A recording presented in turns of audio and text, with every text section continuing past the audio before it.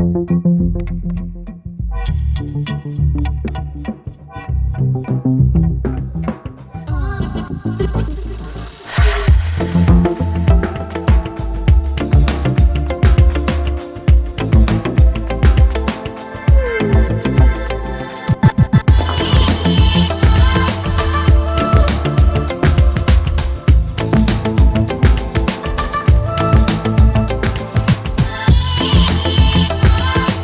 sean bienvenidos a todas y todos. Estamos de regreso en La Voz del Saber.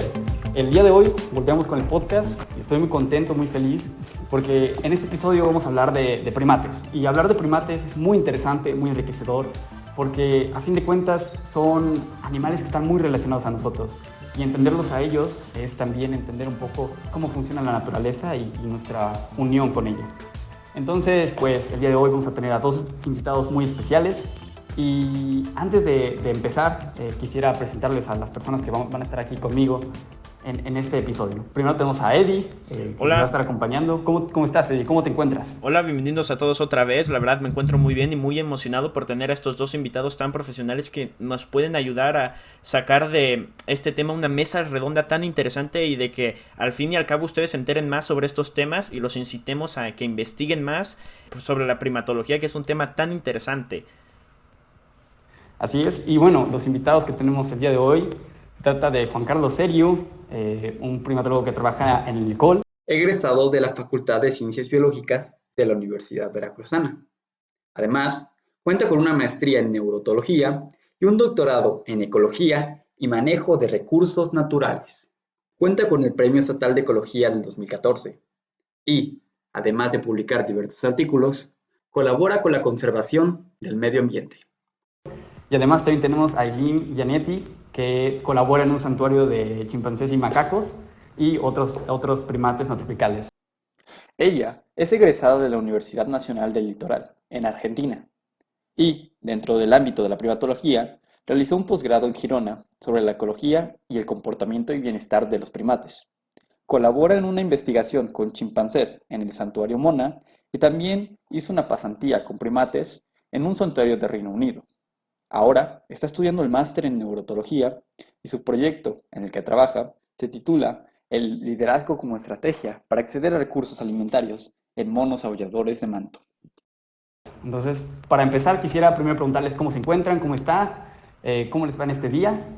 Bueno, muy amables, la verdad, muchísimas gracias por esta invitación tan relevante para todos nosotros. Siempre el que nos den espacio para hablar de los monos es algo que nos llena de satisfacción. Y bueno, Eddie y Oscar, pues la posibilidad de estar aquí en La Voz del Saber nos llena de gusto, seguramente. Lo mismo para Eileen.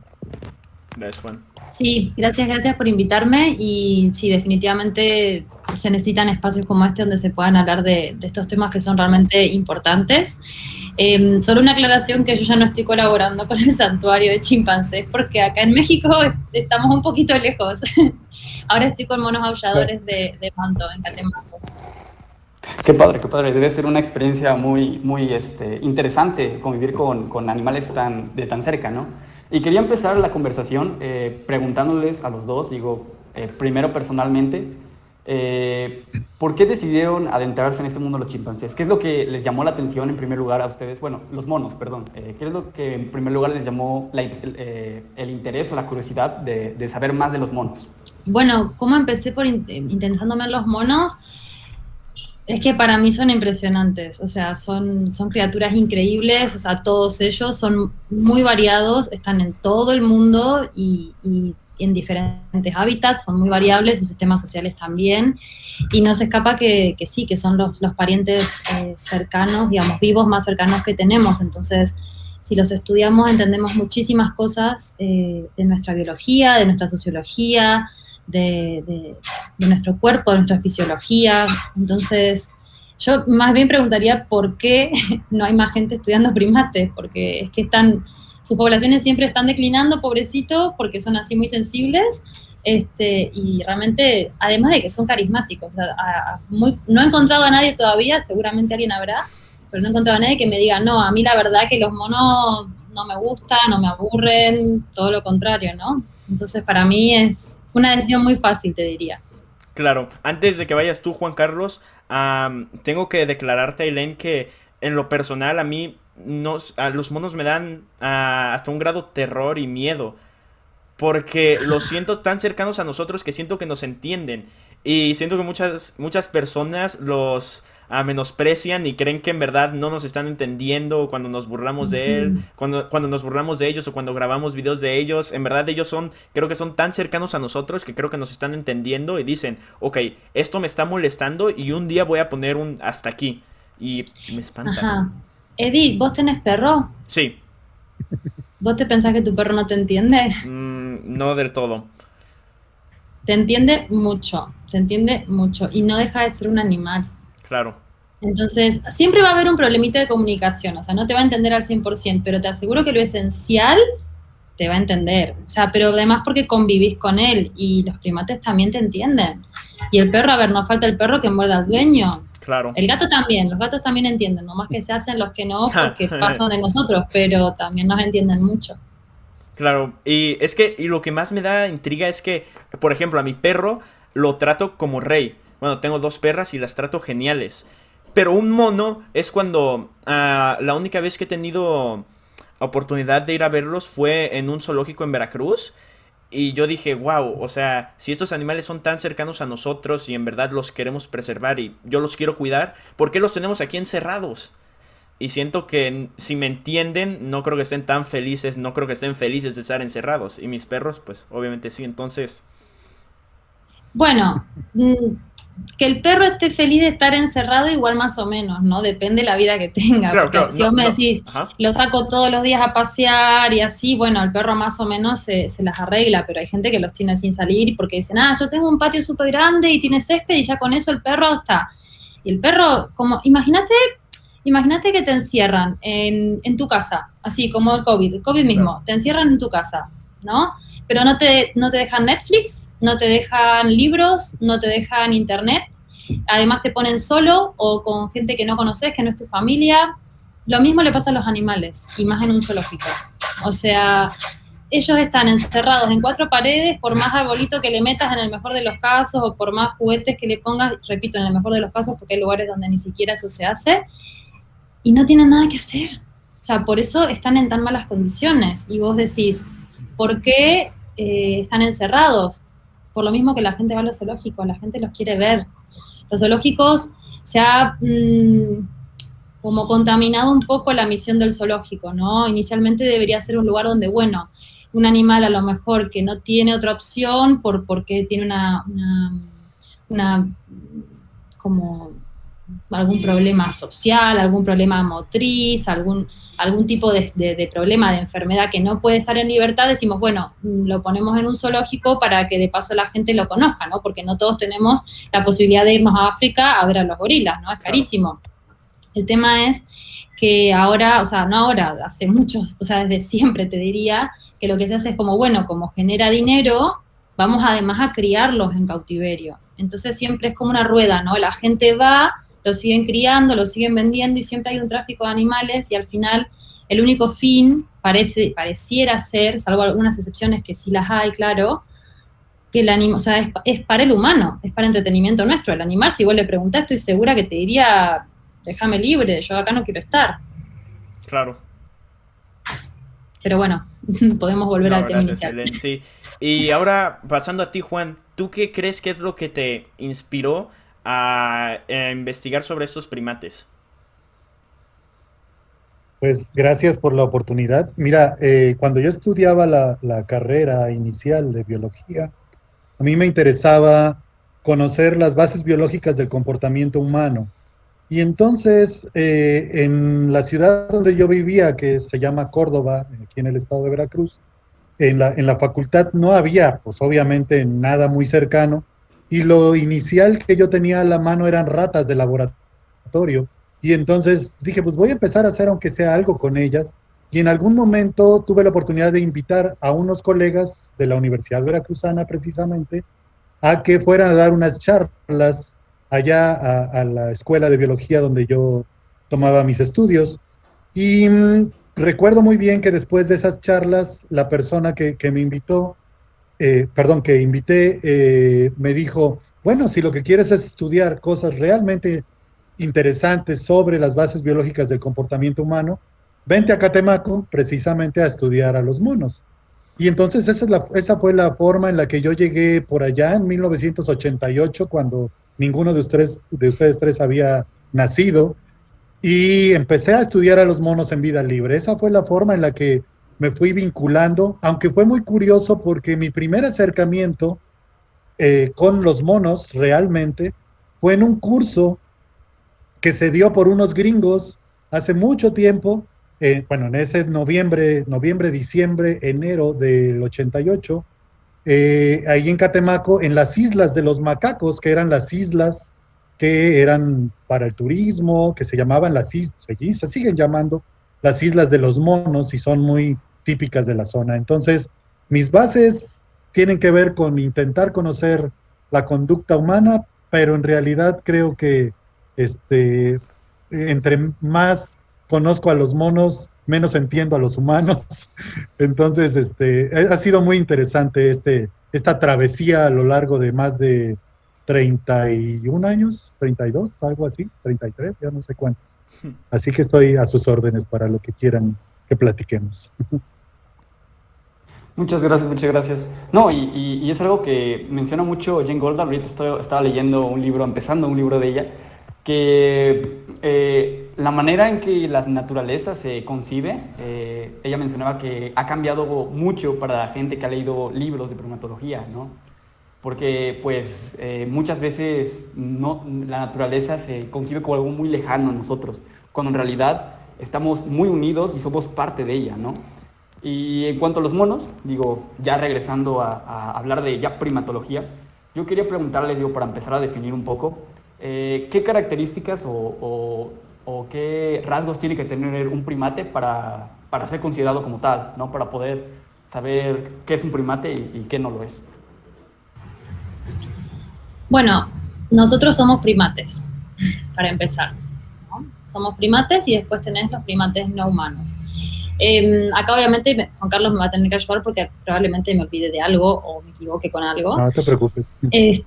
Pero según tengo entendido, para decir, bueno, este animal que yo tengo enfrente mío es un primate, además de pelo, tiene que tener las extremidades superiores terminadas en manos, ¿sí? Ellos tienen uñas, no tienen garras, no es como los osos, por ejemplo, que tienen garras, no, los primates tienen uñas. Hay una modificación en la clavícula, ¿sí? Que es lo que les permite movilizarse por los árboles, el movimiento de braquiación, sí, que es andar ahí colgándose y agarrándose de las ramas.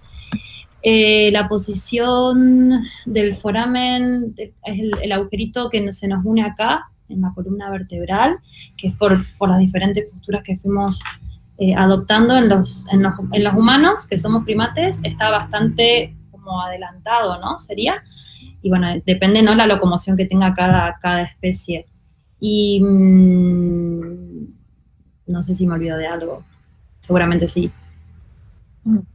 No, pero está muy bien definido. Yo creo que más que replicar lo que está comentando tan atinadamente Aileen, yo creo que algo que es muy importante es que hay diversos grupos de primates. No piensen ustedes que todo lo que se parece a nosotros como humanos, como centro único de la Tierra, es lo que es un primate. Hay animales, inclusive que parecen más ratitas, roedores, que son primates y que de alguna manera pueden ser inclusive los animales más primitivos de nuestro grupo, ¿no? En Madagascar, los társidos, hay muchos grupos. Y la clasificación general, ya que Aileen comentó muy bien la descripción, pues está dada entre primates del viejo mundo, los primates del nuevo mundo, que son los neotropicales, los simios, ¿sí? Y bueno, y también están los primates más primitivos, que serían en todo caso los prosimios, que de repente también a veces los clasifican entre los del viejo mundo, aunque hay ciertas cuestiones taxonómicas que están ahí involucradas. Y nosotros, como uno más de esos primates, que, digamos que surgieron de una línea exclusiva de lo que eran el grupo antecesor de donde emergieron también los simios, ¿sí? Nada más que nosotros seguimos hacia arriba, bueno, es un decir muy egocéntrico, pero ellos más bien inteligentemente se quedaron en donde están mucho más tranquilos. Sí. Excelente. Y les quería preguntar sobre eso, ya que estamos en los diferentes primates. ¿Qué nos podrían decir sobre los primates neotropicales?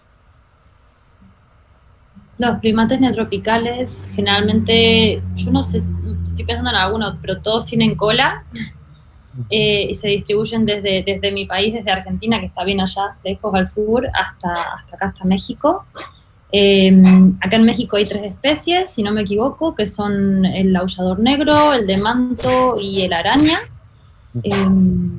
Y son variables, ¿no? O sea, tenemos diferentes sistemas sociales. Obviamente que su tamaño corporal es mucho más chico, su dieta también difiere bastante, pero es que hay tanta variedad que es difícil hacer como una generalización, ¿no? Porque tenemos de todo.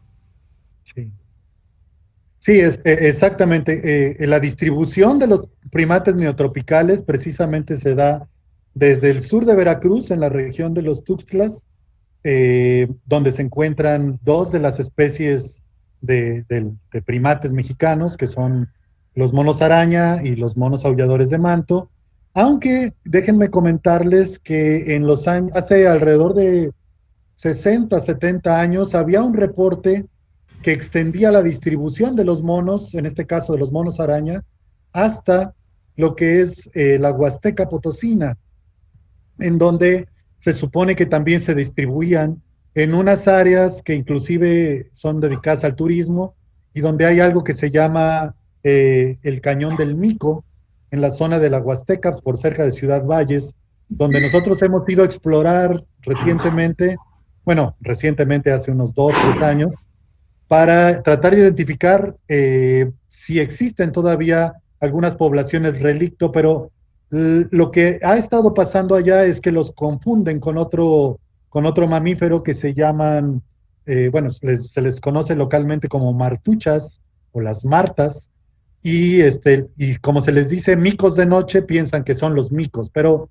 para regresar un poco a la distribución formal, es del sur de Veracruz hacia abajo, por todo el continente, hasta el norte de Argentina, donde efectivamente ahí están las poblaciones, pues digamos al sur, que son principalmente Alohuata, que son los aulladores, y en ese rango de distribución, imagínense toda la diversidad de primates que existen.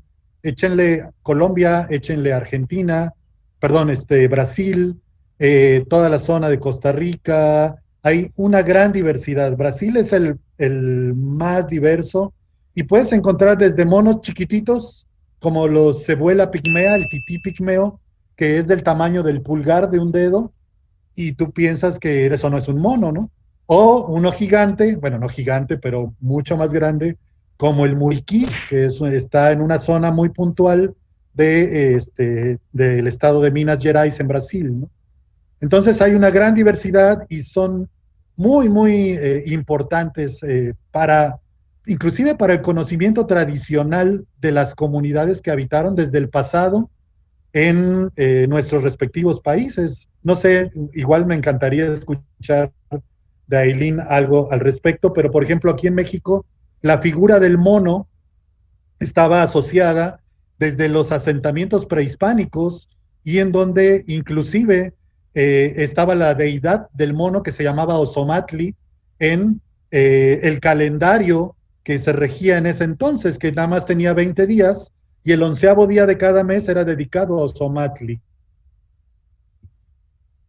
Y las personas que nacían en ese día adoptaban las características de ese mono que era muy de reyes y señores, todo ese tipo de cosas. Y es muy interesante que está en un montón de figuras, en un montón de platos, vasijas, está en la cosmovisión de mucha gente, tanto actual en grupos indígenas, pero desde el pasado, ¿no? Entonces es muy interesante. Nuestros pueblos tienen un arraigo a los primates desde hace mucho tiempo.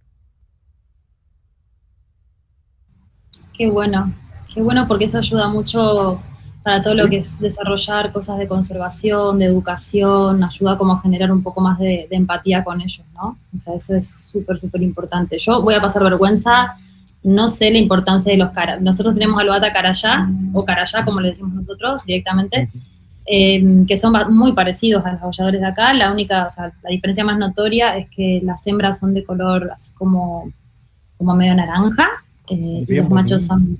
son bien lindos. Las crías también son de ese color hasta que definen su sexo, ¿no? Y lo más, o sea, lo más típico siempre de los aulladores son los aullidos, ¿no? O sea, si el bosque está en silencio pasa algo raro, digamos, ¿no? La gente por ahí lo asocia más con eso. Oye, Aileen, vamos a ponerles ahora a ellos una pregunta. A ver, ¿cómo piensan que aúllan los monos aulladores? Wow, me acuerdo que Juan, en una conferencia, en la conferencia de las de King Kong, nos pusiste un video de cómo Ah, sí. aullaban. Es sobre, si piensan que King Kong aúlla muy fuerte, les quiero mostrar cómo aúllan.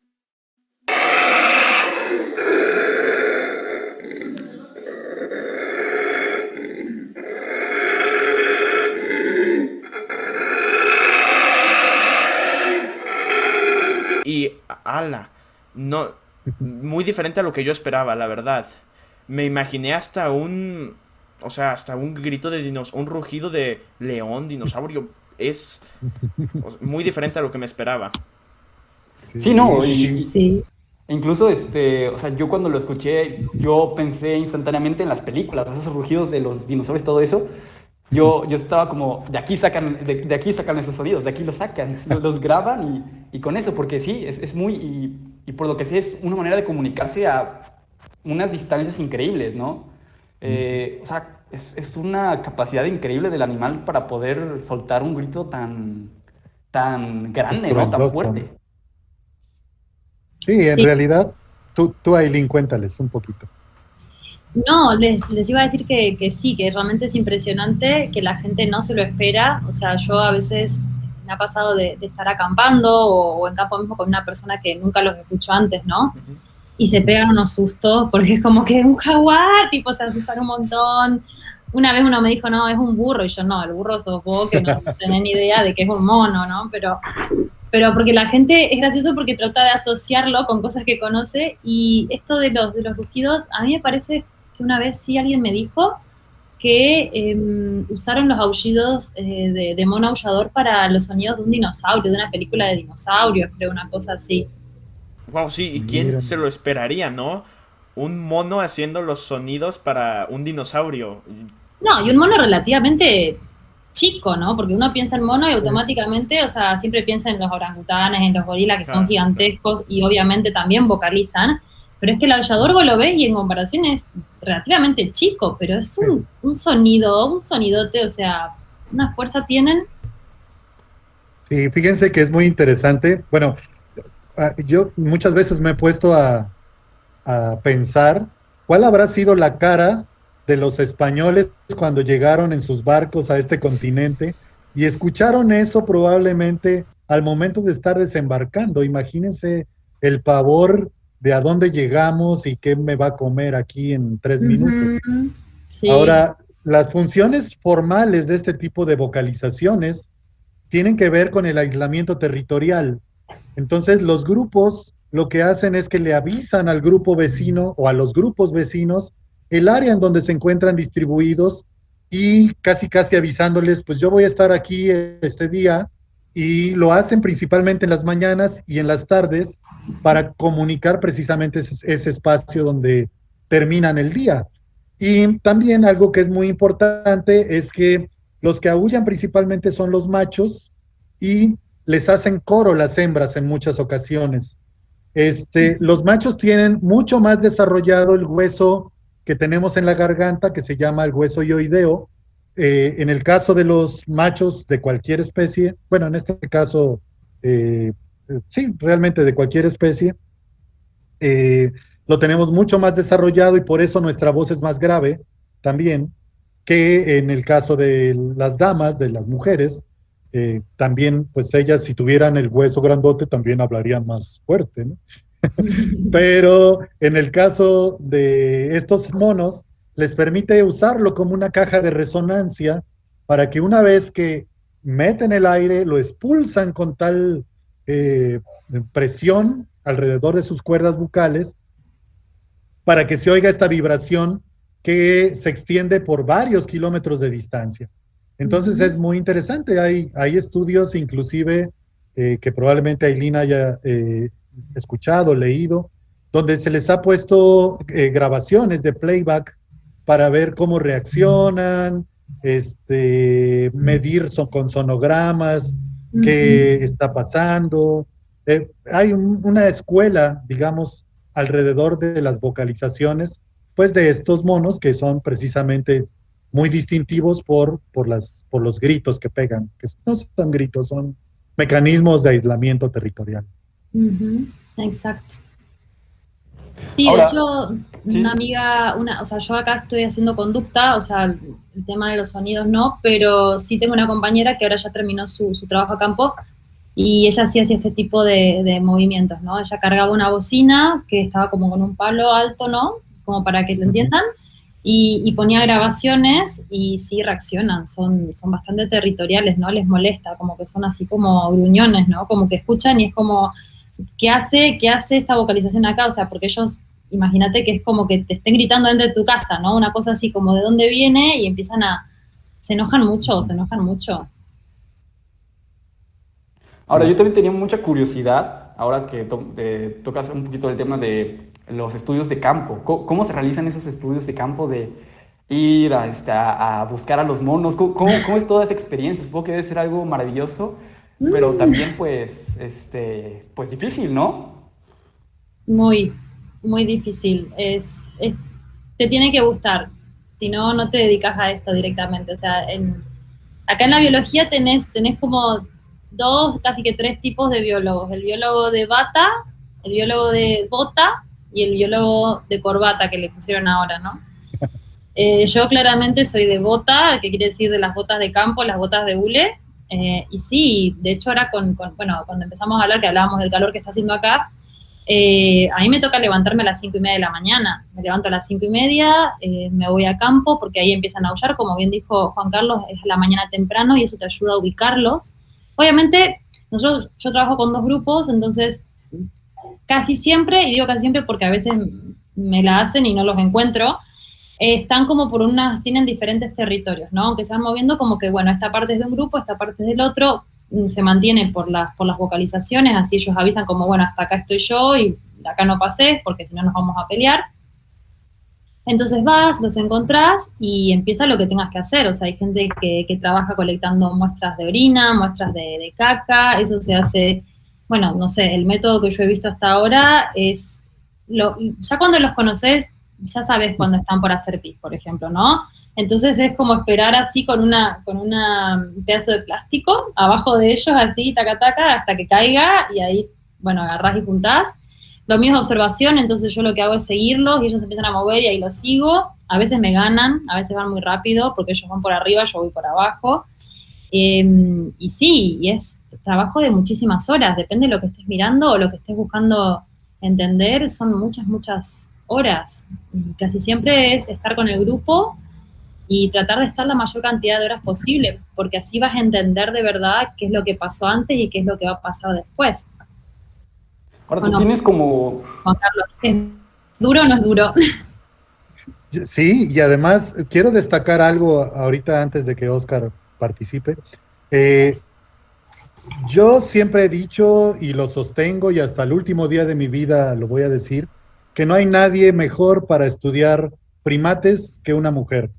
Ellas tienen paciencia, tienen habilidad, tienen un sexto sentido que les permite también identificarse de una manera muy leal, y aquí aplica perfecto el término de lealtad, de hacia dónde y por qué y qué hacen y por qué al final de cuentas queremos hacer tal cosa o el animal está por hacer tal cosa. Y yo creo que por eso mismo, por ese feeling que detectó en su momento Luis Leakey, que fue el que convocó en su momento a las grandes figuras de la primatología mundial, que seguramente ustedes han leído, que son la doctora Jane Goodall con los chimpancés, con la doctora Diane Fossey con los gorilas, y en su momento llegó también Viruté Galdicas para los orangutanes. Entonces, no se equivocó, sinceramente, de ahí venimos los hombres metiches a intentar estudiar, pero las mejores siempre son las mujeres. Entonces, mis respetos y admiración. Y además, lo que yo decía, y en complemento con lo que dice Aileen, efectivamente, te tiene que gustar, tienes que tener pasión y tienes que saber que te vas a enfrentar a un montón de cosas. Muchas de ellas inesperadas, muchas de ellas son sorpresa, pero tienes que aprender. Entonces, la verdad yo no cambiaría y no lo voy a cambiar ya a estas alturas de mi vida, este trabajo por nada en el mundo. Es lo mejor que me ha pasado en la vida. Totalmente. Bueno, gracias. Hay lugar para todos, ¿eh? Hay lugar para todos, la primatología da para todos. Sí. Pero sí, es que además el tema es el campo es, nunca sabes, o sea, a veces yo me levanto a las 5:30 como puedo, porque no es que yo sea así una persona súper madrugadora, me toca, y llueve. Y si Sí. llueve, los animales no se van a mover, van a estar raros. Y también hay otra cosa, uno cuando dice, ay, está en el campo con los primates, qué lindo, no es que los tenés al lado sentados y que le estés rascando la panza, o sea, están arriba a contrasol, que a veces te queman los ojos así con los binoculares, y anda a diferenciarlos, ¿no? O sea, el Alouatta palliata, o sea, el aullador de manto, todavía tiene algunas manchas, tipo en las patas, la trasera, delanteras, yo todavía no he visto, alguna manchita en la cola. Entonces, en el momento en que el mono hace un paso, vos a lo mejor podés llegar, si tenés suerte, a distinguir esa mancha que lo diferencia de los otros. Decís, bueno, estoy trabajando con el macho tal, o es la hembra tal, o a veces hasta por las crías. O sea, cuando la hembra trae una cría con manchas muy significativas, decís, bueno, a la hembra quizás no me sale tan fácil sin cría, pero cuando la tiene colgada sabés que es esa hembra, ¿no? Entonces, no, también es como sacarle un poco el romanticismo, ¿no? Porque todo el mundo vio el video de Jane Goodall abrazando al chimpancé. Ojalá me tocara abrazar un mono así, que se caiga y todo. Pero no, ellos están ahí arriba en sus cosas. Si pueden, me tiran una rama o me hacen pis encima.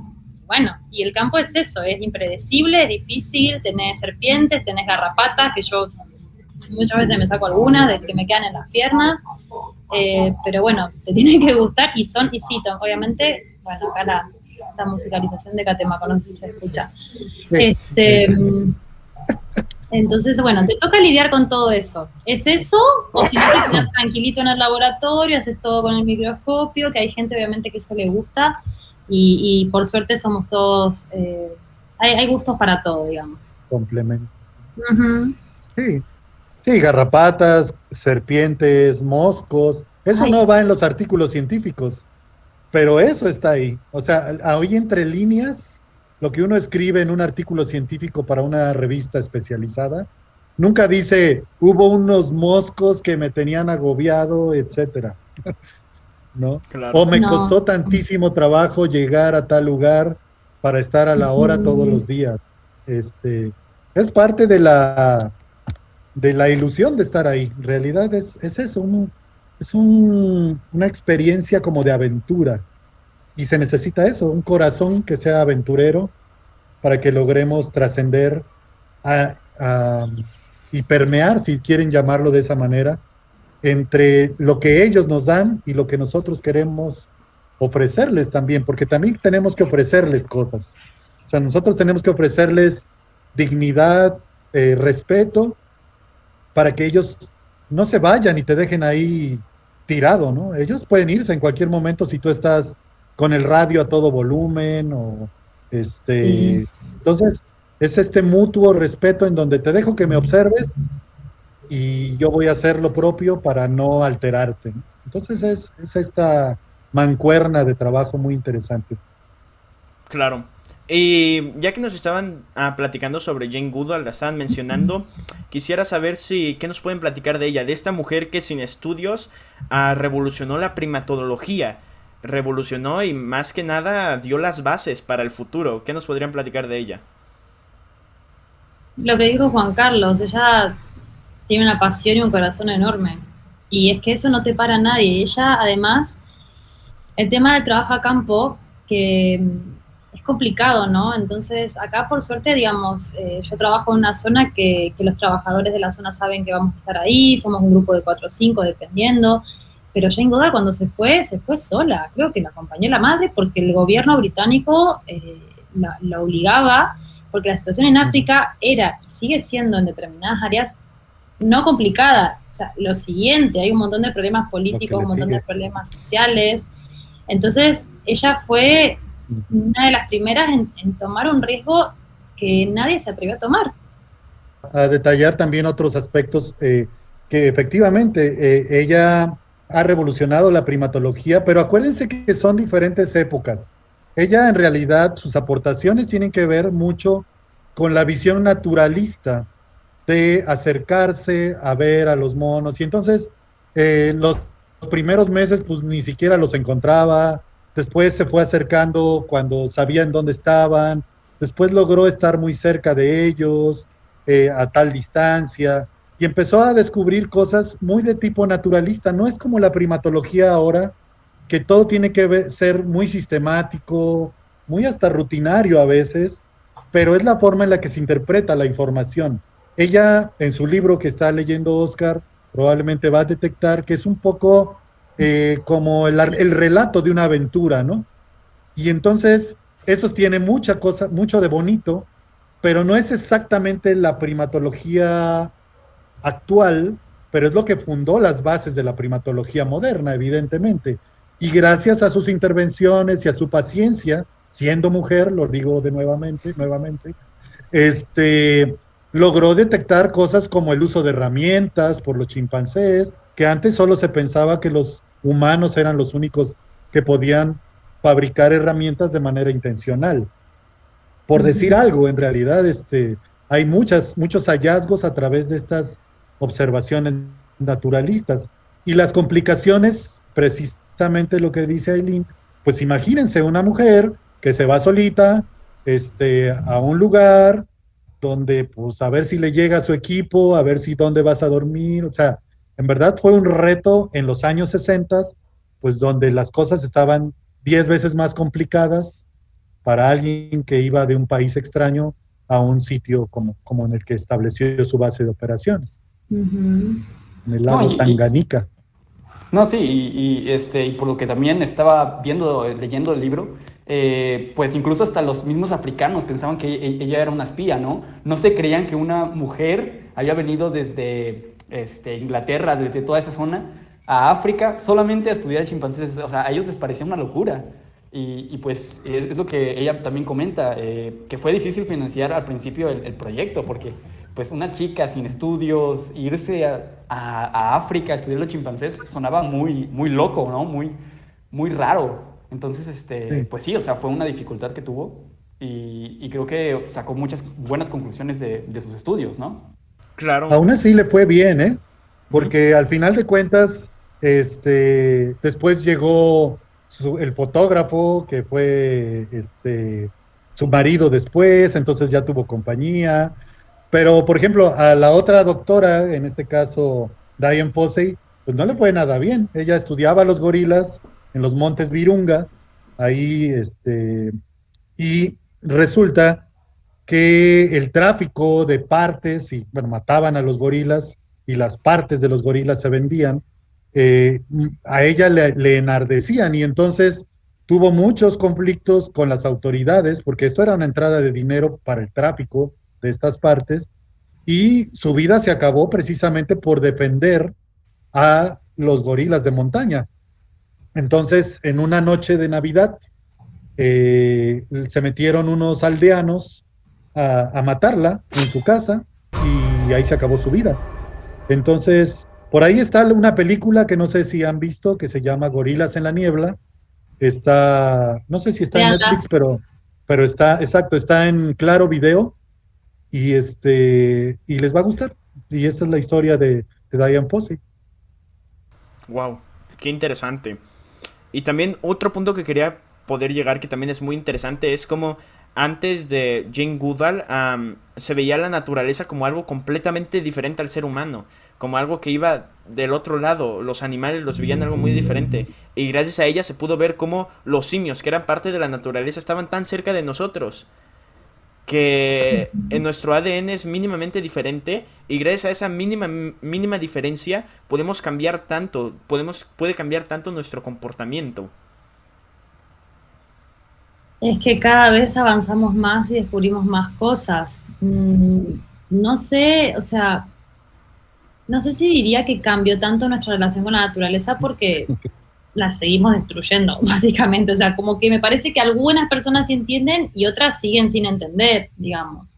Y estoy segura, lamentablemente, de que hay muchísima gente que sigue ignorando un montón de cosas y las similitudes y lamentablemente como seres humanos también como que la cultura, la religión nos ha inculcado como que estamos arriba de todo, ¿no? Al tope de la cadena. Y yo te quiero ver en un bosque de Tanzania sin herramientas, sin nada, a ver qué comes. O sea, a ver cuánto aguantás sin tomar agua. Claro. Sí, hay algo que sí que nos atraviesa a todos los seres vivos, que es la evolución, ¿no? Y sí, somos claramente parte de la naturaleza y parte de un todo. Pero bueno, no sé si lo entendemos. Ojalá lo entienda mucha gente. Ojalá lo entienda mucha gente.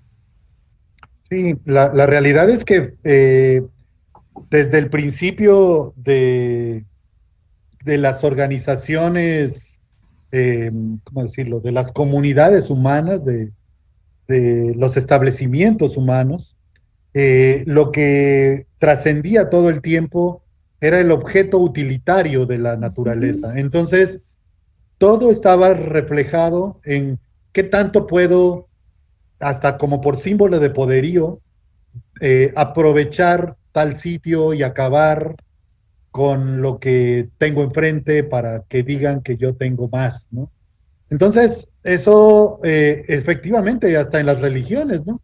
Hay como la católica es donde está uno como centro del universo y todo lo que está ahí está a tu disposición. Y yo no tengo nada contra las religiones, pero la verdad es que al final de cuentas te están diciendo desde que eres un pequeñito que tiene noción de escuchar cosas, pues que lo que está ahí está a tu disposición para hacer lo que quieras con él. Y de ahí deriva todo. Ahora, en el asunto de la cercanía de los primates, en este caso comentabas de los chimpancés, hacia nosotros, pues es súper cercana, ¿no? Tenemos el 99.7, casi 8 del genoma de esos monos es equivalente al de nosotros, o sea, casi solo les falta tener menos pelo y eso porque hay humanos muy peludos, y poder articular palabras que lo hacen, solo que lo entienden sus propios chimpancés. Entonces, somos súper iguales. Inclusive, hay una especie de chimpancés que son los bonobos. Estos bonobos, fíjense que es muy interesante porque son de los pocos animales en el reino animal y en el grupo de primates que se pueden aparear de manera frontal. El macho con la hembra se aparean de manera frontal. Y eso es muy importante en el curso de la evolución. El poder ver los ojos de la pareja que tienes enfrente permite una liga, no puedo llamarla sentimental, pero sí de afinidad a lo que estás haciendo y practicando en ese momento. Y en realidad es algo muy cercano a nosotros, o sea, en verdad, obviamente el Kama Sutra revoluciona muchas cosas, pero al final de cuentas, en el reino primates, en el reino animal, donde están los primates, este acercamiento es un paso crucial para el curso de la evolución. Sí. De hecho, los bonobos son lo más cercano a nosotros. Wow. Y justamente quería darle pauta también a Eddie porque él mencionaba algo que también estaba viendo Jane Goodall sobre la conexión o los lazos que se podrían hacer entre estos animales.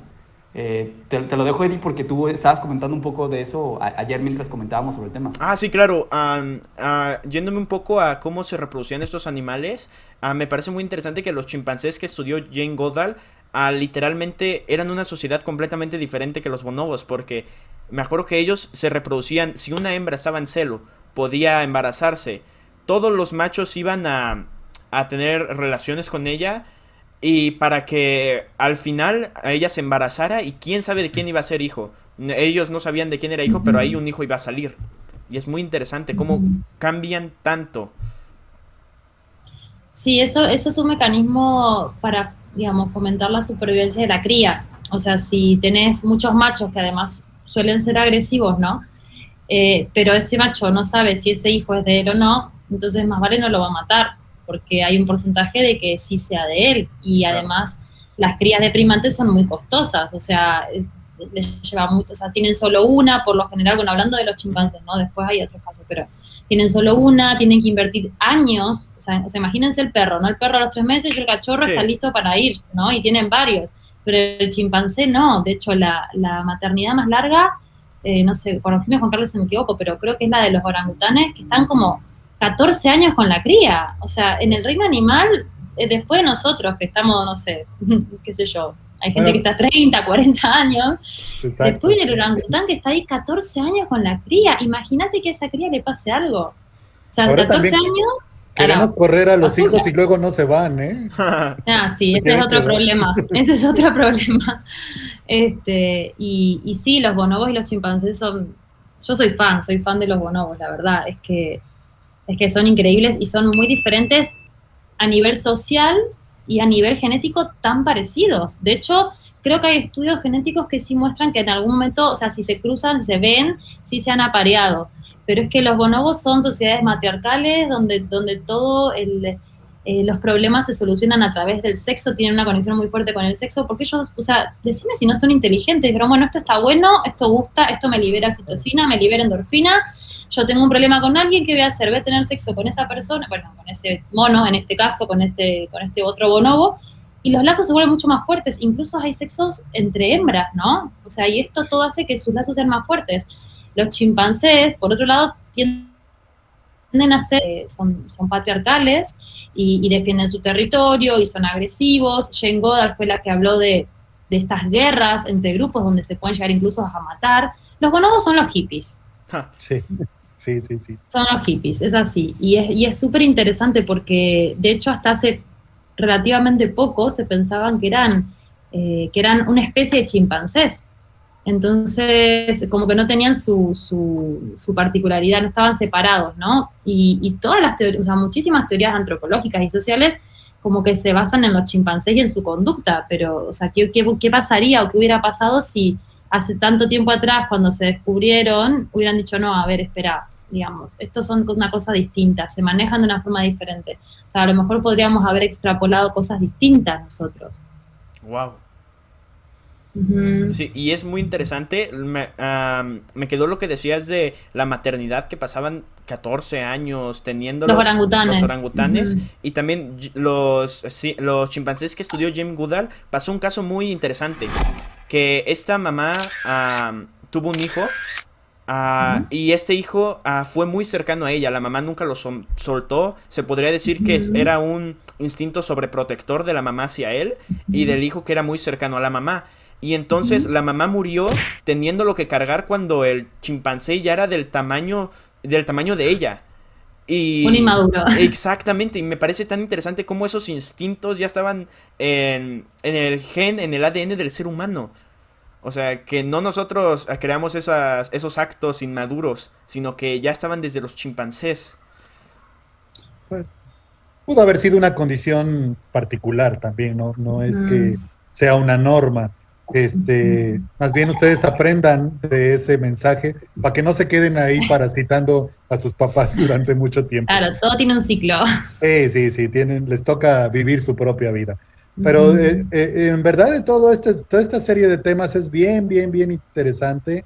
Hay un montón de modalidades, en el caso de los chimpancés, que son, pues como dicen, ¿no?, lo más cercano a nosotros. Hay muchas cosas todavía por descubrir y están ahí. Por ejemplo, esta semana precisamente con otro colega que acabamos de mandar a una revista un artículo sobre discapacidad en primates. y está súper bonito porque hay un montón de reportes muy puntuales, muy, ¿cómo decirlo? Muy específicos, si queremos llamarlo así, sobre la forma en la que reaccionan tanto los parientes más cercanos al animal discapacitado, como el grupo o los grupos vecinos en varias especies de monos. Y la discapacidad en primates es muy recurrente, es muy común por muchas razones, desde cosas como el síndrome de Down en, en estos monos, o también puede ser inclusive, bueno, que les limita a hacer algunas cosas, también por trampas que se encuentran en la selva y que les mutilan algunas extremidades, y cómo estos animales pequeños tienen que aprender a sobrevivir. Hay muchas cosas que los animales tienen que adaptarse, y como comentaba Aileen, de repente puede ser que puedan andar muchos años a cargo, siendo parte de la responsabilidad de una hembra que no te va a dejar sola, que no te va a dejar o sola o solo, o abandonados, ¿no?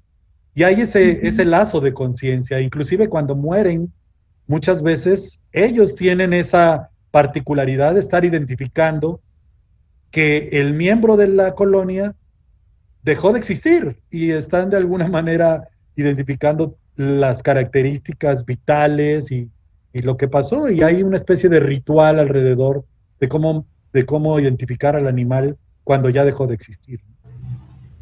Exacto. Inclusive muchas veces lo cargan, ¿no? O sea, hay algunos estudios donde la madre, por más que su cría se haya muerto por lo que sea, lo carga durante días.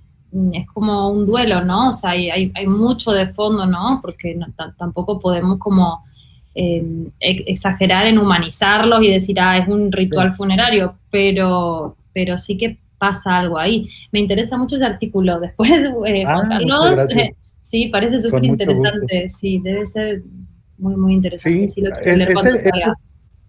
Ese lo vi esta condición, lo vi ahí en la isla de los macacos, cuando estaban los macacos, que había como 50 macacos, y cuando se morían algunos de los pequeñitos, porque de repente había cosas hasta de infanticidio, las hembras arrastraban a la cría por todos lados, y como un pedacito de cuero ya al final lo andaban arrastrando por todos lados, pero no lo dejaban. Y entonces decían, ya, suéltalo, pobrecito. A veces teníamos que casi espantar a la hembra, pues para ya sacarle a ese animal que ya estaba hasta en putrefacción. Pero era muy interesante cómo ese lazo afectivo a ese individuo permanecía, ¿no? Entonces está bien chistoso y bien, no chistoso, me refiero interesante este tema, ¿no? No, sí, y es que una vez entramos en las sociedades y cómo se comportan, y es maravilloso e increíble cómo todas las conductas que pueden generar este tipo de animales. Yo quiero preguntarles, digo, a grandes rasgos, las sociedades, digamos, grandes de primates que normalmente hay, ¿cuál suele ser como el comportamiento usual en cuanto entre lazos afectivos y jerarquías? ¿Hay algún macho alfa o cómo ese tipo de cosas hay, ¿no? en este tipo de animales? Hay de todo, de todo. Tenés grupos donde se aparean todos con todos, tenés grupos donde hay machos alfa, tenés grupos donde hay hembras alfas, y después cómo se ordenan también, ¿no? Depende a lo mejor de la antigüedad del individuo en el grupo, o de la edad de por sí del individuo. A lo mejor los individuos que son más viejos, por decirlo de una forma, conocen mucho mejor el territorio, entonces pueden ser los que, digamos, lideren los movimientos de alimentación, o a tomar agua si es que el primate toma agua. Pero una variedad. Hacen fisión-fusión, la fisión-fusión es para algunos, no todos los animales lo hacen. Los monos arañas, hay algunos estudios bastante nuevos que sí muestran que lo hacen, y los chimpancés también, que es una modalidad de grupo. Entonces tenés un grupo grande, pero es como cuando estás con un grupo de amigos y uno quiere ir a comer helado y el otro quiere ir a comer, no sé, hot cakes, ¿no? Entonces, y bueno, ¿y qué hacemos? Porque yo quiero comer helado y vos querés comer hot cakes. Bueno, los que quieran comer helado nos vamos para allá, los que quieran comer hot cakes se van para allá, y después para el cine nos encontramos todos juntos. Obviamente requiere una complejidad mental importante para poder hacer esto, pero sí lo pueden hacer, ¿no? Los chimpancés lo hacen, los arañas también. No sé qué otros lo hacen, la verdad, no es lo más común, pero sí es interesante de comentarlo. Un poco creo que las sociedades humanas también lo hacemos. Y después tenés de todo. Tenés poliginia, poliandría, que es cuando una hembra se aparea.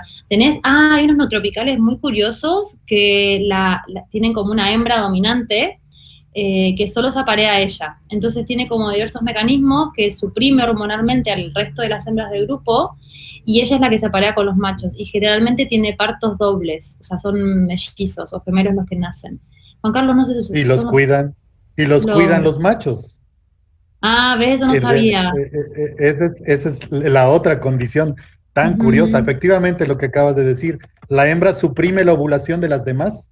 La hembra jerárquicamente de mayor jerarquía, suprime la ovulación de las otras hembras y se los da los críos, se los da a cuidar a los machos y ya cuando requieren pues alimentación y todo, se lo pasan a la hembra. Pero sí, es una especie de monos titís. Ah, los titís son, ahí va. Y aparte por eso también tienen dos, ¿no? Porque tienen un ejército, bueno, no un ejército, pero el resto del grupo sí que la ayuda. En otros casos tienen uno porque es lo que ellas pueden cuidar. Así que hay mucha diversidad. Es bien bonito, bien interesante. Sí, sí. Y es... Por ejemplo, se hablaba de la monogamia en orangutanes también. en algún momento, pero también no sabemos si realmente al final se cumple, ¿no? La monogamia es ¿cómo decirlo? Una fantasía que está en el colectivo de los primates, pero pues orangutanes es lo más cercano probablemente dentro del grupo de primates a la monogamia. Sí, los gibones. Después se va el macho también, ¿no? y la deja, ¿no? Los gibones, exacto, tienes razón. Los gibones monógamos, los siaman. Sí, probablemente son más. Son más monógamos que los chimpancés, que los orangutanes. Sí, los orangutanes es medio... Es que también se van investigando y se van descubriendo cosas, ¿no? O sea, hay cosas que ahora decimos, bueno, este grupo era así. O sea, el tema de la monogamia en el reino animal es súper complejo. Hay muchísimas, sobre todo se da en aves. Y hay muchísimos estudios que sí, que son monógamos, que para toda la vida, que qué bonito, que mira cómo cuidan los polluelos juntos, o no sé qué. Y ahora con el advenimiento de los experimentos moleculares y la genética, empezaron a hacer estudios genéticos y resulta que este polluelo, bueno, sí, era de la hembra, pero no era del macho. O sea, que el macho está criando un polluelo que en algún momento la hembra se escapó, se fue así, y con los machos igual. O sea, que hay, entre muchas comillas, infidelidad. Entonces la monogamia no es tanta. Es como... Sí. Hay que ir siempre como despacito en la ciencia porque siempre se están descubriendo cosas. Claro, ¿no? Hay como un marco de error en el que no puedes siempre asegurar al 100 las cosas que se descubren. Sí, seguramente no se puede predecir todo así. Esta regla va para todos los monos que existan. Imposible. Siempre hay excepciones. Siempre, siempre, siempre. Claro. Y después tenés solitarios. Tenés primates que no son sociales, que dicen, no, yo vivo solo, que normalmente creo que son los nocturnos, y se juntan en el momento del apareamiento y ya después, si te he visto, no me acuerdo. Claro. Wow. Sí, Juan. No, respecto a ese tema, igual si tienen oportunidad de leer este libro, les va a encantar. Se llama La evolución de la belleza, de Richard Fromm. Sí, me lo recomendaron. Maravilloso, porque, bueno, las bases de la evolución hablan supuestamente de la sobrevivencia del más apto, ¿no? Pero este libro rebate que en verdad las hembras son las que seleccionan a animales que tienen atributos, inclusive físicos, muchos elementos vistosos, con lo que quieren garantizar que de alguna manera van a tener compensación para las nuevas generaciones con un animal guapo, ¿no? O en este caso las hembras seleccionan. Sí. Así que en verdad hemos vivido engañados de que, si me pongo mamey, aunque estoy feo, pues me van a seleccionar. A lo mejor no, ¿eh? Sí, definitivamente sí. Fuera de eso hay cosas bien interesantes en este libro. Wow. Sí, ese libro me lo han recomendado mucho y muchas veces, así que sí es una muy buena recomendación. Yo ya está lo tendría que bien leer, ya me bonito. tocaría. Qué interesante cómo actos que tienden a realizar los humanos están desde estos primates, ¿no? Como son los gustos, cómo son las sociedades, y me intriga saber eso. Y también me intriga que cuando estaba investigando sobre Jane Goodall, ella descubrió que en un momento ella empezó a premiar a estos chimpancés, a los que estaba investigando, les empezó a dar bananas cada que se acercaban a ellas. Entonces los chimpancés iban poco a poco con ellos, se iban acercando más a su aldea, todo eso, ya estaban coexistiendo más cerca. Y lo más interesante fue que en un momento cuando descubrieron, ok, si desde este lugar nos están dando las bananas, ¿qué pasa si todos invadimos para agarrar todas las bananas? Y eso fue lo que pasó, los chimpancés lo invadieron. Y se me hace tan interesante como ese instinto ya está de nosotros, de, wow, quiero esto, voy a pelear por ello. Sí, sí, bueno, hay de todo, ¿eh? De hecho, no hace mucho, muy poco, hace meses salió un documental, bueno, para mí tiene muy bajo presupuesto, como suelen ser estas cosas en biología, pero que es muy interesante porque hablan del aluminio, ¿no? El aluminio, la extracción del aluminio que se da ahí en algunas zonas de África y entrevistan a los pobladores, ¿no? Entonces, bueno, qué consecuencias tiene la extracción del aluminio, que se les contamine el agua, que la pérdida de tierras, etcétera, etcétera, un poco lo que todos siempre escuchamos por ahí.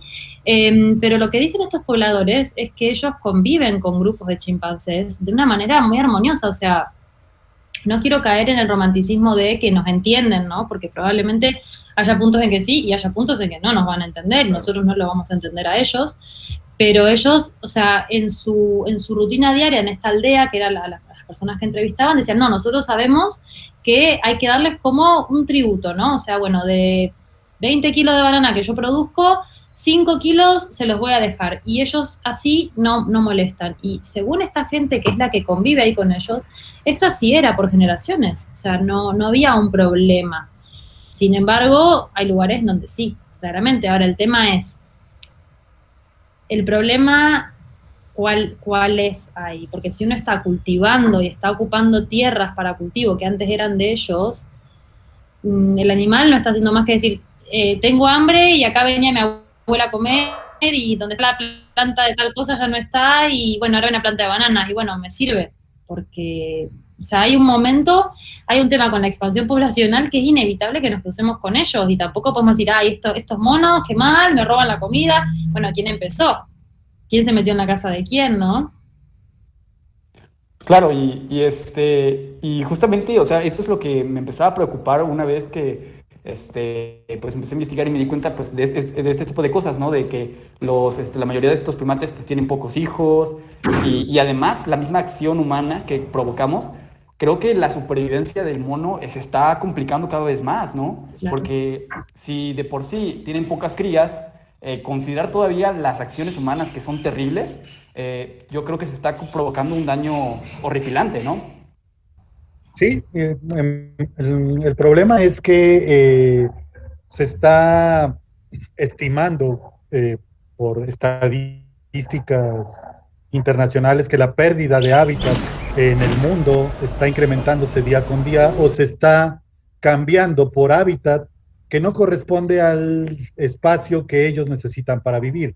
Por ejemplo, en muchos lugares del sur de México, pero también en el mundo, ahora está invadido por una plantación que es, digamos que fuente de uso para un montón de productos que tenemos en el súper, que es la palma de aceite. La palma de aceite está devastando los bosques tropicales del mundo y pensamos que nunca iba a llegar a México. Pero esto, si ustedes se dan una vuelta por el norte de Chiapas, por Campeche, por Tabasco, esto ya está invadiendo lo poquito de selva que de por sí quedaba, que antes había sido ocupada por plantaciones de melina, de teca, de eucalipto, entre otras especies, que son especies exóticas, ni siquiera son nativas, y que hacía que los monos pues solo se acercaran como áreas de paso, o sea, digamos que no deja de ser un espacio forestal que les puede servir como área como un trampolín, si quieren llamarlo, para llegar a otros sitios donde hubiera vegetación natural, pero Ahora las plantaciones estas que les comento son tan extensivas que pueden ser cientos de kilómetros donde no van a encontrar un solo árbol nativo. Y los monos obviamente no se van a arriesgar a meterse en un mar de plantación de palma de aceite porque se van a morir de hambre, desgastan su cuerpo en la energía que tienen para búsqueda de alimento y simplemente se quedan pues sin encontrar sustento para su metabolismo. Cada día hay menos hábitat y ese es el gran problema, ¿no? El tráfico de animales también, ¿no? O sea, si quieren que está ligado, o sea, los tres principales problemas de los primates, pues mexicanos, pero aplica para muchas especies en el mundo, son la destrucción del hábitat y la transformación del espacio en otras plantaciones que no corresponden a lo que necesitan. La otra es el tráfico de animales, que es uno de los negocios más lucrativos para, después del tráfico de personas y el tráfico de drogas, uno de los negocios más lucrativos es precisamente el tráfico de fauna silvestre, donde los primates son súper requeridos, y también el consumo en algunos lugares se los comen. En el norte de Chiapas los utilizan para la comida, pero especialmente a los monos araña, aunque cada vez hay menos, entonces pues cada vez se los comen menos, ¿no? Pero esos son los tres principales problemas.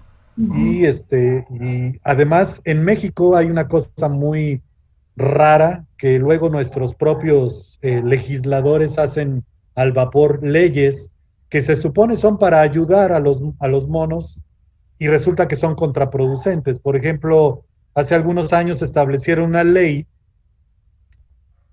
que prohibía cualquier tipo de uso de primates, no con el comercio de los primates mexicanos, sino que incrementó el precio, porque ahora era más difícil tener un mono, y entonces, pues el que lo quiera, que pague más, pero además de eso, fomentó a que de Centro y Sudamérica vinieran un montón de monos de allá para que se vendieran a sustituir lo que el mercado local estaba pidiendo.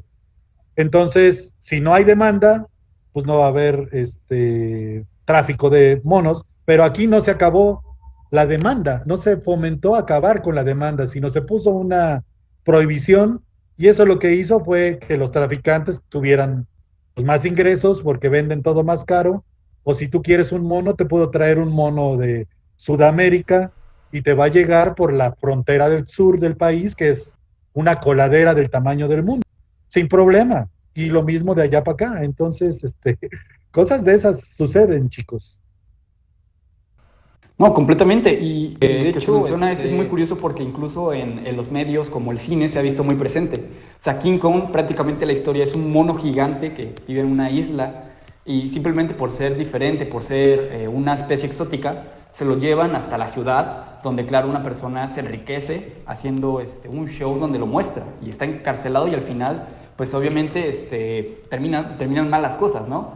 Y también en el planeta de los simios, la original, se muestra también esa noción, ¿no? De qué pasaría si el hombre acaba con su propio mundo, se lo acaba comiendo por la contaminación y por todo. Y al final, la única especie, ¿no? que habita en abundancia en ese planeta terminan siendo los simios, ¿no? Los primates. Tenemos esa visión del humano, al menos en el arte, de cómo podemos ser tan destructivos con ellos, ¿no? Pero es que a veces el mensaje que dan esas películas no es precisamente ese, sino al contrario. No sé si te refieres a la versión original del Planeta de los Simios, que Sí, la esa me original. tocó verla. Bueno, no es que esté yo tan viejito, pero me tocó verla cuando estaba chiquillo. La versión de los 60 la versión original es como de los 68, 70. Yo estaba muy chiquito, tenía como 2 años, pero ya más niño, en algún momento iba yo al cine y esa fue mi primer acercamiento a los primates, ahora que lo... Y pero inclusive la secuencia también, las tres películas esas, están también en Claro Video y no le hago propaganda a Claro Video con la de Dian Fossey y estas, pero véanlas porque son muy, muy ilustrativas. La concepción que se tenía de los primates, en este caso de las del Planeta de los Simios, en ese entonces. Y a lo que iba es que el mensaje de repente es, en lugar de vamos a protegerlos o que nuestra raza, la raza humana está en peligro, es que son nuestros enemigos, ¿sabes?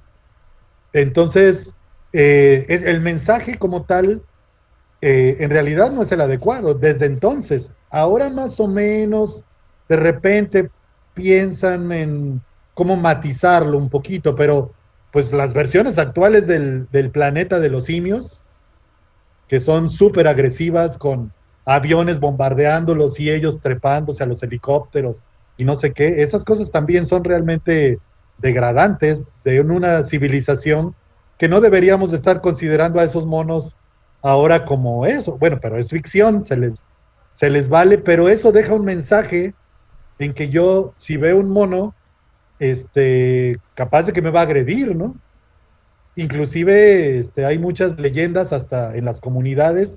No sé si a Aileen le haya tocado escuchar, por ejemplo, que algunas señoras de las comunidades indígenas hablan de que no se acercaban a los grupos de monos en el río cuando ellas estaban lavando, porque les decían que se las iban a raptar y a violar.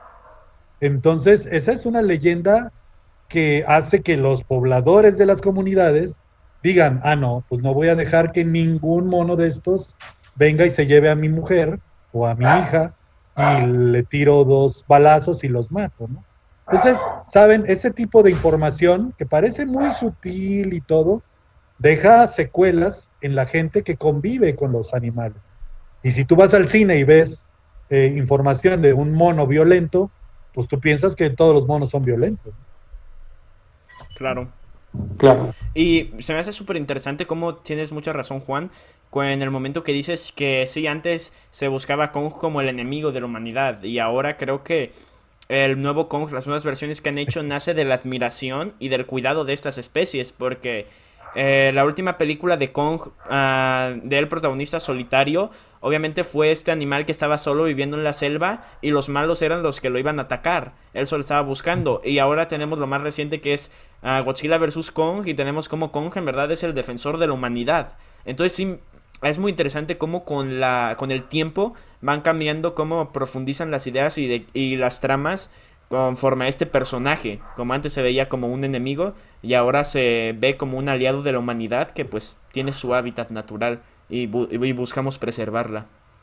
Bueno, lo que quería comentar es que también una cosa son las películas, Sí. pero también en los medios en general, hablemos de Facebook, Twitter, Instagram, ¿cómo decirlo? Lo recurrente y lo común, y Aileen me va a secundar en esto, es que mucha gente que tiene posibilidad de sacarse una foto con un mono, se la saca y va de alguna manera a fomentar ese tipo de mensaje de yo también quiero un mono como esa actriz, como ese actor, como esa persona importante que tiene un mono y yo quiero uno igual porque quiero parecerme a ese actor. Pero algo que es muy importante y yo lo he estado tratando de fomentar en algunos colegas que se dedican pues a trabajar con monos, pero de alguna manera trabajan aspectos de rehabilitación y tienen la necesidad de repente de pedir a algún turista que deje algún tipo de donativo para este tipo de actividades de rehabilitación y reintroducción. Y yo lo que les digo es que siempre que alguien se tome una foto con un mono o ellos mismos difundan que hay personas que se toman fotos con los monos, se ponga un contexto. El contexto atrás de cada foto es lo que nos va a decir si esa imagen es producto de una tragedia o es producto de un hippie que quiso sacarse la foto con el mono.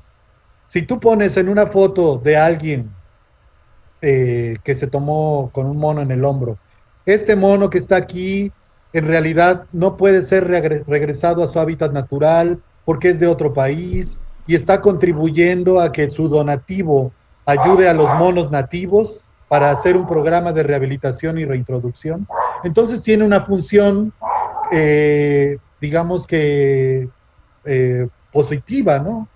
Y eso, el generar el contexto atrás de cada imagen, a mí me parece realmente importante. Porque, por ejemplo, si fuéramos también tan radicales, pues si ven el libro de Jane Goodall y los documentales de cualquiera de las grandes diosas de la primatología, pues todas salen cargando monos. ¿Y por qué no les decimos nada a ellas, no? ¿A poco no están fomentando el tráfico? No, porque ellas de alguna manera ponen el contexto, o en los tiempos recientes ponen el contexto. Nosotros, si hacemos eso, de alguna manera también podremos ayudar, y si no lo hacemos, y si no lo hacen algunos, podemos reclamárselo, ¿no? No sé qué opine Aileen, pero esa es un poco No, mi visión. No, totalmente de acuerdo, digamos. O sea, a vos te debe pasar, pero yo desde hace 2 o 3 años que empecé, antes trabajaba con otra cosa y ahora empecé con los monos, y tengo, o sea, gente de mi círculo, o sea, mis amigos, mis amigas, que me mandan un video de un chimpancé con pañales, que está con una familia humana, que obviamente no tiene nada que ver con lo que está bien, digamos, y me cuesta, o sea, después de años de decirles que esos videos no están buenos, que no los compartan, que no me etiqueten, que no es lo que yo quiero promover, lo están haciendo, o sea, porque es muy difícil a todo el mundo, a ver, son carismáticos, son lindos, los primates son lindos, son graciosos, son tiernos, es verdad que necesitan un apego también, sí, pero como dice Juan Carlos, o sea, una cosa es en un contexto de rehabilitación y otra cosa es en un contexto de me saco una foto porque quiero tenerlo cerquita al bichito que está tan bonito y que me va a dar tantos likes, o sea, es un error garrafal realmente y si bien a veces con el contexto, como decía Juan Carlos, y con la información adecuada, obviamente es un generador de dinero que siempre hace falta porque reintroducir y rehabilitar primates es una de las cosas más difíciles y más costosas a nivel de tiempo, de energía y de dinero, o sea, costosísimo rehabilitarlos, entonces, claro, hay que ver, ¿no?, de dónde uno puede sacar dinero, pero está muy lejos de la típica foto de turista, donde a veces hasta le ponen cigarrillos o le dan cerveza y como, ay, qué chistoso, le ponen ropita, o sea, esas cosas están mal desde donde la miren, o sea, es muy diferente a una función de un santuario, ¿no? O sea, de hecho un santuario no tiene nada que ver con un zoo, los santuarios buscan el bienestar, primero que nada, primero está el bienestar del animal, y ya después, si a vos te dio la chance de tener un buen ángulo para sacarle una foto al individuo, bien, pero no es la prioridad que vos tengas tu foto bonita, o sea, la prioridad es que vos conozcas sobre los animales, entiendas por qué están ahí, entiendas que vos como consumidor tenés una fuerza y un poder que podés hacer que eso continúe o se detenga, ¿no? Entonces, Exacto. hay que tener mucho cuidado con las fotos que uno sube, con las imágenes, con los videos. Los que trabajamos con monos siempre pasa que un individuo se cae de un árbol o que por algún procedimiento médico, por lo que fuera, uno lo tiene más cerca. Yo no subo fotos jamás, o sea, jamás, porque me quiero ahorrar problemas, la verdad, porque la gente, cuando he mandado alguna foto a un grupo, a mi familia, ay, ¿será que me traes uno? Y es como, ¿cómo te va a llevar un mono? O sea, Juan Carlos, decime si no te pasó. Sí, toda la vida, o sea, trabajas con monos, ay, yo quiero uno, ¿no? O sea, ¿me traes uno? Siempre, sí. Y se va por tierra todo tu trabajo, o sea, es como, no, obviamente Sí, no te voy a llevar un mono. claro. Y bueno, ya para empezar a cerrar un poco esta conversación, quería preguntarles a ustedes cuál sería su consejo para toda la audiencia, para todos nosotros, para ayudar un poco al respecto del tema, para poder concientizar a la gente, para poder pues, ayudar a estos primates que no se siga perdiendo su población. ¿Cuál sería como su mensaje para toda esta gente? Yo creo que puntualmente, bueno, hay muchas cosas para hacer. Como consumidores, el tema de la dieta es importante, o sea, la gran mayoría de la tierra que se pierde, entre comillas, perder a nivel ecosistémico, ¿no? O sea, que pierde valor ecosistémico para los animales, o sea, en este caso para los primates, es para el consumo humano. Entonces, como consumidores, ser conscientes de lo que comemos, de cómo lo comemos, de dónde viene, ¿no?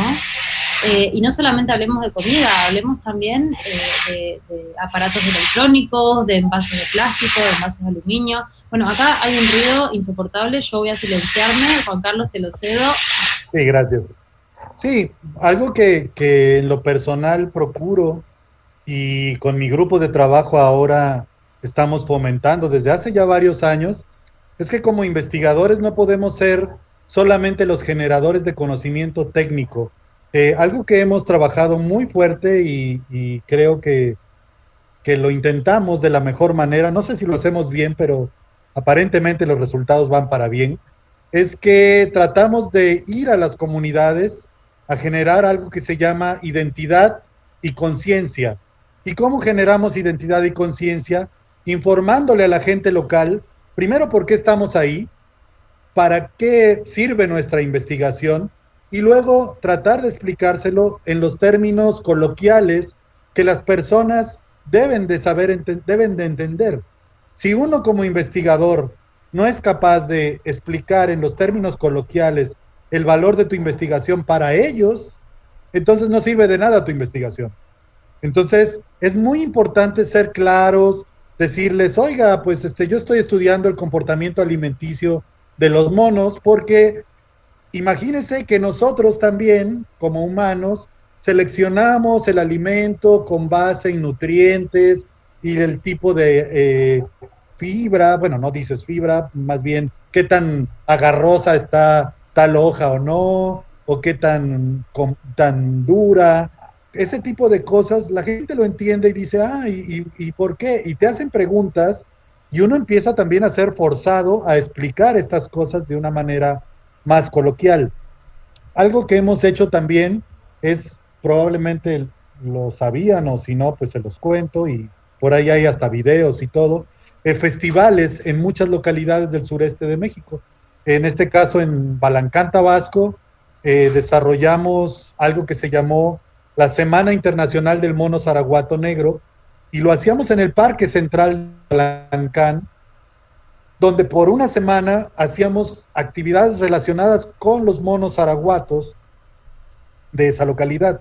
Y en Catemaco, bueno, ahí en Balancán lo hicimos por 4 años, y en Catemaco llevamos 6 años haciendo un festival que se llama Changos y Monos Tesoros de los Tuxtlas, y lo hacemos en el Parque Central de Catemaco, donde además de especialistas que van a dar sus charlas pero en un lenguaje coloquial a la población ahí en el parque, también convocamos a señoras de las diferentes comunidades a las que les hemos apoyado con materiales para que hagan artesanías relacionadas con los monos. Entonces, la gente se involucra porque sabe que lo que estamos haciendo de alguna manera exalta la figura de los monos y exalta el hábitat de los monos. Ya no lo ven solamente como el mono de manera independiente, sino el mono vive en tal espacio que tenemos que cuidar porque yo me inspiro a la hora de hacer la artesanía en ese mono que llega aquí a la orilla de mi casa, de mi comunidad. Entonces trabajamos con eso, trabajamos con los niños. Ahora tenemos una nueva modalidad de ese festival que se llama Changos y Monos va a tu comunidad, en donde llevamos un paquete de ese festival más reducido a las diferentes comunidades de la región de los Tuxtlas para ponerles, por ejemplo, cine. Tenemos una pantalla inflable que la ponemos y les proyectamos películas de los monos de diferentes partes del mundo. Elevamos un dron que permite hacer tomas aéreas de su propia comunidad y la pueden ver los niños de otra manera y se les dice, a ver, miren este pedazo de selva, ahí es donde encontramos los monos y hay tantos y hay tal cosa, y lo hacemos en las noches con talleres educativos, con juegos, con actividades de todo tipo y sobre todo la gente se prende a preguntar cosas y entonces uno es cuando aprovecha para transmitirles esto que les decía, la identidad y conciencia. Y ya después, pues al final de cuentas, se quedan con una imagen diferente. Nosotros regresamos meses después y les aplicamos a veces hasta cuestionarios y en verdad sucede un cambio, especialmente en los chicos, ¿no? Y en las señoras. Las señoras son la base de la sociedad en todas estas comunidades. Y eso es súper importante. Entonces, para mí es un regocijo dejarme de la figura típica del investigador, como dirían los políticos fifís, que no hace más que hacer su ciencia como del dios encumbrado. A mí esas cosas me parecen absurdas, aburridas, y yo quiero que mi esfuerzo y el de mis estudiantes al final trascienda un poco más en la conservación de los monos. Si no sirve de eso, por muchos papers o muchos artículos que publique, van a servir para nada. Entonces, un poco esa es la filosofía de nuestro grupo ahí en el Instituto de Ecología, y por eso lo llamamos a nuestro grupo de estudios transdisciplinarios en primatología, porque además de biólogos hay veterinarios, hay administradores. Hoy en la mañana tuvimos una videoconferencia con chicos de diseño. Hay de muchas áreas y todos compartimos nuestras profesiones, nuestros puntos de vista, y aprendemos unos de otros y atacamos desde nuestra óptica el problema pues de la mejor manera que podemos, ¿no? Con los pocos recursos que tenemos, que como dice Aileen, casi nunca son suficientes. Sí, apelar a la gente es la herramienta, una de las herramientas más valiosas. O sea, en definitiva, si piensan, no se me ocurre ninguna que no sea de origen antrópico. O sea, que para todo tenés que apelar a la gente para que puedan seguir viendo, para que no los maten, no los dan de mascota, para que no se los coman, etcétera, etcétera, etcétera. Entonces, llegando a la gente, es que puede promover la conservación de estas especies que obviamente son valiosísimas, o sea, no solo para el ecosistema, pero también para nosotros, o sea, porque imagino que ustedes a lo mejor les hace ilusión, ¿no? Ver monos todavía vivos, sueltos, y a sus hijos y a los hijos de sus hijos también les va a hacer ilusión, o sea, hay que preservarlos, o sea, tienen un papel importantísimo en la regeneración de los bosques. Es que es como una interdependencia, o sea, no te puede, o sea, me decís, no me gustan los animales, bueno, pero es que los animales también cumplen un rol, ¿no? Son actores activos, o sea, gracias a ellos se dispersan las semillas, por ponerte un ejemplo, entonces, si te gusta el bosque, igual los tenés que cuidar, y así con todo, entonces, hacer un consumo responsable, compartir información fidedigna, que lo que compres sea local, para disminuir el impacto ambiental, desconectar las cosas eléctricas para cuidar la energía, disminuir el efecto invernadero, consumir menos carne. Hay muchísimas cosas para hacer por la conservación, no solo de los primates, de todas las especies de animales que lamentablemente con todo lo que nos pasa, con todo lo que pasa hoy en día, solo de primates un 70% de las poblaciones están declinando. Y un 60%, creo que por los últimos datos que miré hace un tiempito, están en peligro de extinción. Entonces, hay que hacer algo, ¿no? Eso está claro. Sí, y la misión está en nosotros realmente, como se enfatiza en ese tema.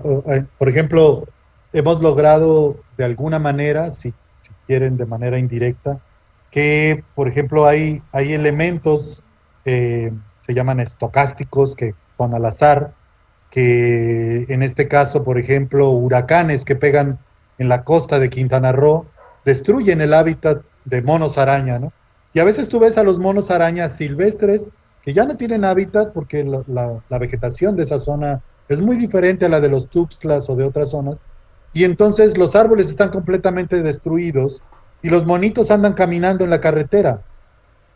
Hemos logrado que algunas comunidades ya tengan la noción de saber qué hacer con esos monitos cuando los encuentran ahí, gracias a la información que se les ha brindado, para que sepan a dónde llevarlos, cómo los van a resguardar, después, en cuanto se recupere la selva, dónde podrían liberarlos. En fin, esa es la misión como investigadores que tenemos. No podemos ser solo espectadores, tenemos que involucrarnos al público urbano, al público rural, a los distintos tipos de públicos, niños, señoras de las casas, los guías de campo, los empresarios, los políticos. A todos tenemos que hablarles la importancia de todo esto, porque todo está entrelazado. Si no lo entienden, pues de alguna manera se van a ver afectados ellos mismos. Entonces, lo que más les conviene es que lo entiendan y pronto, porque queda cada vez menos espacio para los monos y de selva. Sí, y como dice Juan Carlos, hacerlo desde un enfoque realmente que sirva, ¿no? Porque, bueno, acá en Catemaco, sin ir más lejos, o sea, los monos están, las islas están gordos, no, obesos, porque la gente les tira comida, les tira cerveza, y los guías, que son los que deberían transmitirles la información correcta, no lo hacen porque, bueno, no es más rentable que, qué divertido, tengo la foto del mono comiendo, no sé, una galletita Oreo, cuando obviamente no es lo que comen. Entonces, de la misión nuestra como investigadores y la misión de toda la gente que esté en contacto y que en definitiva también tiene una ganancia, como los artesanos, los guías, los lancheros, en caso de Catemaco, ser muy conscientes, ¿no? E informar a la gente cómo es el manejo correcto, ¿no? De los animales, de las fotos, o sea, la comunicación es importantísima, importantísima. Pues muchas gracias a ustedes, porque fueron unos maravillosos invitados y creo que en verdad pudimos llegar a la conclusión que queríamos para darles un mensaje a nuestra audiencia de qué tan crucial es la conservación de la naturaleza y en este caso enfocada en los primates. Y nos encantó platicar con ustedes, fue una plática súper interesante que podemos sacar mucho contenido que personalmente creo que te ayudó, Oscar, a ti como a mí también me ayudó demasiado. Completamente. Y creo que a nuestra audiencia le va a ayudar demasiado saber de esto y espero que la alentemos a seguir investigando sobre estos primates que son tan interesantes y que siempre las investigaciones pueden descubrir algo nuevo que no sepamos. Pues muchas gracias a ustedes dos por acompañarnos el día de hoy. No, muchas gracias a ustedes por invitarnos, la verdad que un placer compartir este tiempito con ustedes. ¿No? Y además, sobre todo, que son chicos jóvenes que son un modelo de la nueva conciencia que esperamos trascienda de ahora en adelante, ¿no? A lo mejor nuestras generaciones, y bueno, yo hablo de la mía, que es mucho más antigua que la de Aileen, pero no lograron en su momento, porque a lo mejor nadie nos los explicó, ¿eh? No es que seamos culpables, no sé si seamos culpables o no, pero no nos explicaron la trascendencia que implicaba conservar nuestro entorno. Ahora ustedes no tienen pretexto. O sea, hay miles de fuentes de información que ya no solo lo justifican, sino dan evidencia de que estamos en el límite de muchas cosas. Entonces, más les vale, y no es por dejarles el paquete, pero lo tienen, más les vale que puedan retribuir hacia atrás muchas de las cosas que en su momento se dañaron, porque si no nos vamos a quedar sin nada, y sus hijos o sus nietos a lo mejor no lleguen a ver nada de esto, ni monos, ni selva, ni nada, ¿no? Entonces, pues ánimo, chicos, ahí les toca. Nosotros todavía lo que podamos contribuir lo haremos con gusto, pero este es un ejemplo de ustedes apoyando a esta información, ¿no? Y yo creo que eso es valioso. Gracias. Lo repito, muchísimas gracias. Pues sí, ya no hay excusas, pues ya toca hacer lo que toca hacer. Y bueno, muchísimas gracias, les agradecemos a ustedes, a la audiencia por estar, por haber participado, por haber visto este video. Y bueno, muchas gracias y hasta luego. Bueno, chicos, que vaya muy bien, buen fin de semana. Gracias. Hasta luego. Hasta luego. Bueno, muchas gracias por haber estado con nosotros a través de este podcast. Espero que hayan aprendido algo nuevo. Y por favor no olviden suscribirse y seguirnos en todas nuestras redes sociales que están aquí abajo en la descripción. Esperamos que este canal les encante y esperen nuevos episodios del podcast que serán igual de interesantes que este. Gracias a todos.